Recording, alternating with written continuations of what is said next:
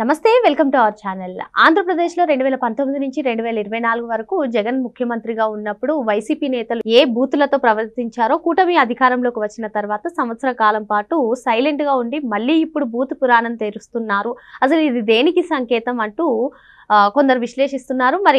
మరి మొత్తానికి వైసీపీ వ్యూహం ఏంటి? ఇప్పుడు పేర్ని నాని కానివ్వండి, అరుణ్ కుమార్ కానివ్వండి, ఇటువంటి కీలక నేతలందరూ కూడా బయటకు వచ్చి మళ్ళీ ఈ నోటితో పేటరేగిపోయే విధానాన్ని ఏ విధంగా చూడాలి, ఇటువంటి అంశాలపైన చర్చించడానికి మనతో పాటుగా ఉన్నారు సీనియర్ పొలిటికల్ అనలిస్ట్ అంకన్ రావు గారు.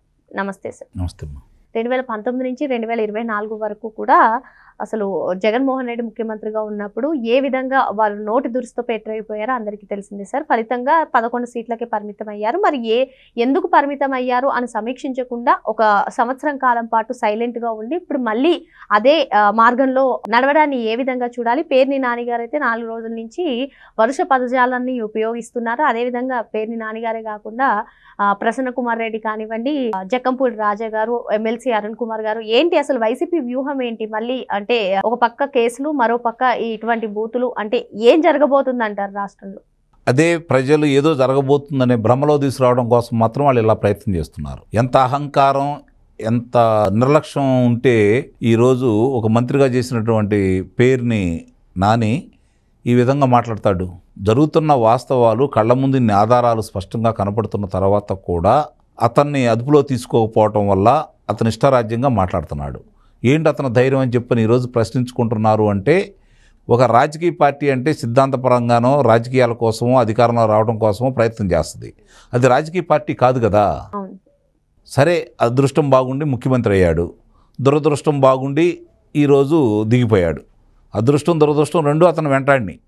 ప్రజల అదృష్టం ఏందంటే 5 సంవత్సరాలకే అతను ఇంటికి పంపించటం. మళ్ళీ కనుక అధికారంలోకి వస్తే ఏం జరిగిద్దో ప్రజలందరికీ తెలుసు కాబట్టి ఎట్టి పరిస్థితుల్లో కూడా జగన్మోహన్ రెడ్డి వెంట ప్రజలు నడిపే పరిస్థితుల్లో లేరు. కాకపోతే ఆ పార్టీకి సంబంధించిన వాళ్ళు కావచ్చు, వాళ్ళు ఇంకా అదే భ్రమలో ఉన్నారు కాబట్టి వాళ్ళు ఎట్టి పరిస్థితుల్లో కూడా మా ఎమ్మటే ఉంటారని వీళ్ళు భావిస్తున్నారు. కానీ ప్రజలు ఆ రోజు ఎన్నికల ముందు 2019 ముందు జగన్మోహన్ రెడ్డి మీద పెట్టుకున్న నమ్మకాలు వేరు, 2019లో అధికారంలోకి వచ్చిన తర్వాత నిర్వాహకం వేరు.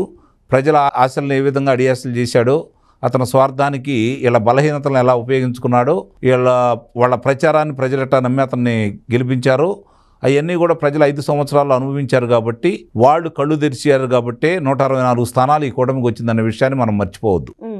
అయినా సరే ఇప్పుడు భూత పురాణం ఎత్తుకుంటున్నారు వాళ్ళు అంటే, చంద్రబాబు నాయుడు గారిని పట్టుకొని 75 సంవత్సరాల ముసలాడు నువ్వు ఎన్నాళ్ళు బతుకుతావు ఈ విధంగా మాట్లాడుతూ, కొడాలి నాని మళ్ళీ వస్తాడు, 3 నెలల తర్వాత ఆరోగ్యంతో వస్తాడు, ఏం చేస్తారో చెయ్యండి, ఆయన బహిరంగ గుడివాడ వీధుల్లో తిరుగుతాడు, చెడ్డీల మీద నడిపించండి అని చెప్పని మాట్లాడుతున్నాడు అంటే, అలాగే ఆ అమ్మాయికి సంబంధించి హారిక, ఆ అమ్మాయికి సంబంధించి ఈరోజు ఆ అంశాన్ని చిలికి గాని వల్ల చేయటం కోసం అక్కడికి వచ్చేసి వాళ్ళ మీద ఏ విధంగా మాట్లాడింది, వాళ్ళు అధికారుల మీద ఏ విధంగా మాట్లాడింది స్పష్టంగా కళ్ళ ముందు కనపడుతున్న తర్వాత కూడా ఇంకా ఆ అమ్మాయి చేత వీధి నాటకాలు వేయించినట్లు ఆ అమ్మాయి చేత రక్తి కట్టిస్తున్నారు అంటే వాళ్ళ ప్రణాళిక ఏ విధంగా అర్థం చేసుకోవాలి. ఆమెను అడ్డం పెట్టుకొని ఆంధ్ర రాష్ట్రంలో అడదలి సృష్టించడానికి పేరుని నాని సంభాషించిన విధానం కూడా చూసిన తర్వాత వాళ్ళ ఆలోచనలు ఏంటో స్పష్టంగా అర్థమైపోతాను ఉన్నాయి.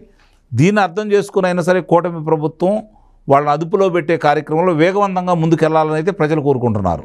ఎందుకంటే వాళ్ళు మాట్లాడే దాన్ని ప్రేరణగా తీసుకొని ఈ గాంజా బ్యాచి, మార్గద్రవ్యాల బ్యాచి, వాళ్ళెంట నడిచేవాళ్ళు ఉద్రేకంగా మనం చూశారు కదా, ప్లకార్డులు పట్టుకొని ఏ విధంగా చేసుకుంటూ వచ్చారో అలాంటి వాళ్ళని కొంచెం రెచ్చగొట్టి మళ్ళీ దాడులకి దిగేస్తే రాష్ట్రం ఏమైపోవాలి, ప్రజలు ఏమైపోవాలి.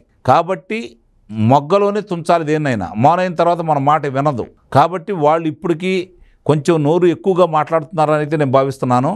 దాన్ని వీలైనంతగా ఈరోజు కూటమి ప్రభుత్వం సాక్ష్యాధారాలతో సహా వాళ్ళు దొరికిపోయారు కాబట్టి, ముఖ్యంగా పేరుని నాని ఆ రోజు బియ్యం కుంభకోణంలో దొరికిపోయాడు కదా, దాన్ని ఆధారం చేసుకుని అదుపులో తీసుకోవాలి కదా వాళ్ళ సత్యమణిని. అప్పుడు ఇతను మాట్లాడే అవకాశం ఉండేదా? ఇప్పుడు ఇంత వింతగానో, ఇంత విచిత్రంగానో, ఇంత ప్రగల్భాలతో అతను మాట్లాడే అవకాశం అయితే ఉండేది కాదు కదా.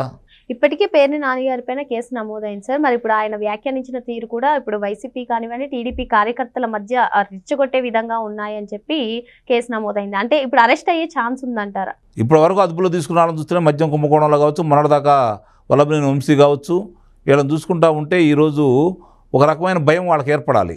కానీ ఆ భయం కూడా లేకుండా వాళ్ళు ఈ విధంగా ప్రవర్తిస్తున్నారు అంటే ఇటీవల కాలంలో గత కొన్ని రోజుల క్రితమే కొడాలి నాని, పేర్ని నాని, వల్లభనేని వంశీ ముగ్గురు కలిసారు. ఆ ముగ్గురు కలిసిన తర్వాత నుంచే పేర్ని నాని ఈ విధంగా మాట్లాడుతున్నారు. అంటే కొడాలి నాని, వల్లభనేని వంశీ కావాలనే పేర్ని నానితో ఈ విధంగా మాట్లాడిస్తున్నారనే వాదనలు కూడా వినిపిస్తున్నాయి. మీరేమంటారు? కొడాలి నాయో వల్లభనేని వంశీయో చెబితే పేర్ని నాని మాట్లాడుతున్నారంటే అంతకంటే పిచ్చి భ్రమలు ఇంకేమీ ఉండవు. జగన్మోహన్ రెడ్డి చెప్తేనే మాట్లాడతాడు అతను. జగన్మోహన్ రెడ్డి దగ్గర నుంచి అతను కాగితం వచ్చి ఆ కాగితం మీద ఏదైతే ఉంటుందో దాన్ని మాత్రమే మాట్లాడతాడు. అంతే తప్ప వీళ్ళ గురించి మాట్లాడతాడని కానీ వీళ్ళు ఆ పార్టీలో ప్రముఖులని కానీ పేరు నాని అనుకుంటే అంతకంటే పిచ్చి భ్రమ ఇంకోటి ఏమి ఉండదు. ఏది జరిగినా ఆ పార్టీలో ఎవరేం మాట్లాడాలన్నా స్వతంత్ర నిర్ణయాలు తీసుకునే హక్కు ఎవరికి లేదు. అది జగన్మోహన్ రెడ్డి దగ్గర నుంచి వచ్చిన ఆదేశాల అనుసారం మాత్రమే వాళ్ళు ముందుకెళ్ళాలి. ఏది మాట్లాడాలంటే అది మాట్లాడాలి, ఏ విధంగా నటించమంటే ఆ విధంగా నటించాలి. అంతే తప్ప ఎట్టి పరిస్థితుల్లో కూడా సొంత నిర్ణయాలు సొంతంగా మాట్లాడతారు. ఒకవేళ మొత్తం జగన్మోహన్ రెడ్డి తప్ప మిగిలిన నాయకులు అందరూ ఒకసారి కూర్చున్నా కూడా వాళ్ళు మాట్లాడలేరు. అది కూడా చెబుతున్నాను నేను. కాబట్టి జగన్మోహన్ రెడ్డి చెప్పు చేతలోనే వాళ్ళు మాట్లాడుతున్నారు. ఈరోజు పేర్ని నాని మాట్లాడిన ప్రతి అంశం కూడా, అలాగే ప్రసన్న కుమార్ రెడ్డి మాట్లాడిన ప్రతిది కూడా మీరు అన్నారు కదా, మరి ఆయన ఎందుకు అదుపులో తీసుకోలేదు, ఈయన ఎందుకు అదుపులో తీసుకోలేదు, ఎన్నాళ్ళ క్రితం తీసుకోవచ్చు. వాళ్ళకి అదుపులో తీసుకున్న వాళ్ళందరూ కారాగారం నుంచి బయటికి రాకుండా ఉంటున్నారన్న సంగతి తెలిసిన తర్వాత కూడా ఇంత విచ్చలవిడిగా మాట్లాడుతున్నారు, ఇంత నిర్భయంగా మాట్లాడుతున్నారు అంటే వాళ్ళకి ఏదో ఒక ధైర్యం ఉంది. ప్రజలే అమాయకులు కాదు. అమాయకులని మీరు భ్రమిస్తే 2 సార్లు 2019, 2024లో అధికార మార్పిడి ఎలా జరిగిందో చూశారు. కాబట్టి మీకంటే పిచ్చాళ్ళు ఇంకెవరు ఉంటారైతే నేనైతే భావించను. మరి వైసీపీ పక్కా వ్యూహంతో ముందుకెళ్తుందని, మరి ఒకరిపై చర్యలు తీసుకున్నా ఇంకొకరిని తయారు చేస్తుందని, అసలు వీళ్ళ ధైర్యం ఏంటో కనుక్కుని వారిని బహిర్గతం చేయడమే కూటమి ముందున్న లక్ష్యం అని చెప్పి సార్ చెప్తున్నారు. మరో అంశంతో మళ్ళీ కలుద్దాం. Thank you.